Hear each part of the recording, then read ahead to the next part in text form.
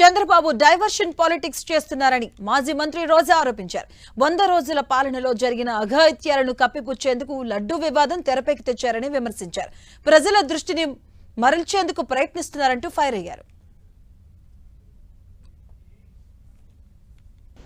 ఆడపిల్లల మీద రేపులు, వైఎస్ఆర్సీపీ వాళ్ళని మర్డర్ చేయటం, నరికి చంపటం, వాళ్ళ మీద తప్పుడు కేసులు పెట్టి ప్రజలకు ఇచ్చిన ఏ హామీ నెరవేర్చలేదు. కాబట్టి ప్రజల్లో తనకొస్తున్న చెడ్డ పేరుని డైవర్ట్ చేయడానికి డైవర్షన్ పాలిటిక్స్లో ఈరోజు వెంకటేశ్వర స్వామిని కూడా చంద్రబాబు నాయుడు గారు వదలలేదనేది మనకు స్పష్టంగా కనిపిస్తోంది.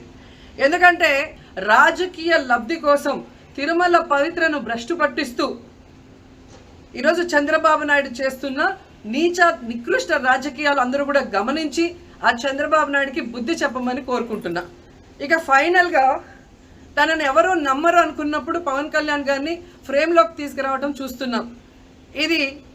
ఇది కూడా మనం అందరూ కూడా గమనించాలి. ఎందుకంటే ప్రాయశ్చిత్త దీక్ష చేస్తున్నానని పవన్ కళ్యాణ్ అంటున్నారు.